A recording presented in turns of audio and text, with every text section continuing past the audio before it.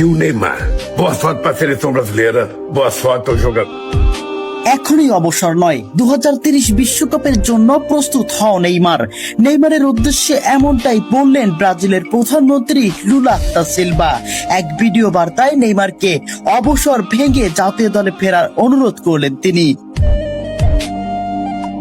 বিশ্বকাপ থেকে বিদায়, মাঠে অঝরে কান্নায় ভেঙে পড়লেন নেইমার জুনিয়র।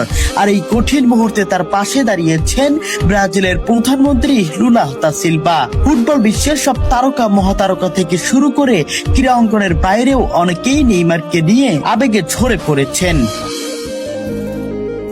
2026 ফিফা বিশ্বকাপের শেষ 16তে নরওয়ের কাছে 2-1 গোলে হেরে টুর্নামেন্ট থেকে বিদায় নিয়েছে 5 বারের বিশ্ব চ্যাম্পিয়ন ব্রাজিল। শেষ বাঁশি বাজতেই মাঠে ভেঙে পড়ে নেইমার জুনিয়র। তার চোখের জল মুহূর্তেই ছড়িয়ে পড়ে সামাজিক যোগাযোগ মাধ্যমে এবং কোটি কোটি ফুটবল প্রেমীর হৃদয় ছুঁয়ে যায়। ম্যাচ শেষে নেইমার বলেন, আমি বারবার চেষ্টা করেছি। আমার যাত্রা শুরু হয়েছিল এই মেটলাইফ স্টেডিয়ামেই, আর এখানেই আমি শেষ করলাম।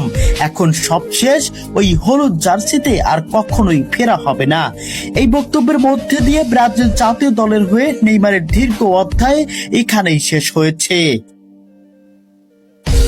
নেইমারের অবসরের পর তোলপাড় পুরো ফুটবল বিশ্ব। বড় বড় ফুটবলার থেকে শুরু করে ক্রীড়া অঙ্গনের সবাইকে দেখা গেছে নেইমারের প্রতি সদয় হতে। তবে এবার ব্রাজিলের প্রধানমন্ত্রীর কাছ থেকে এক ভিন্ন ধরনের বার্তা শোনা গেল।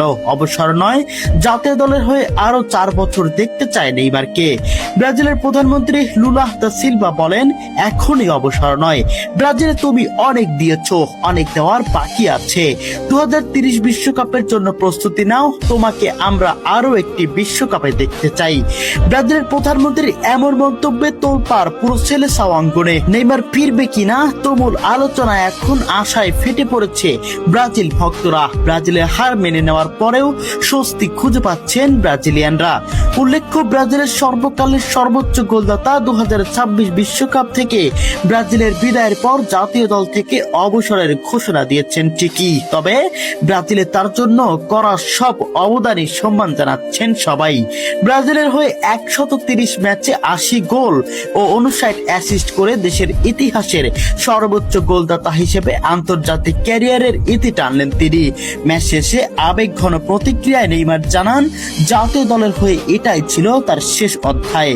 প্রিয় দর্শক, আপনাদের কাছে কি মনে হয়, ব্রাজিলের প্রধানমন্ত্রী লুলা দা সিলভার কথা মতো কি নেইমার জুনিয়র আবারও ওই হলুদ জার্সিতে ফিরবে, আবারও ব্রাজিলের সাম্বা ড্যান্সে মুগ্ধ করবে ফুটবল ভক্তদের? কমেন্ট বক্সে অবশ্যই জানিয়ে যাবেন।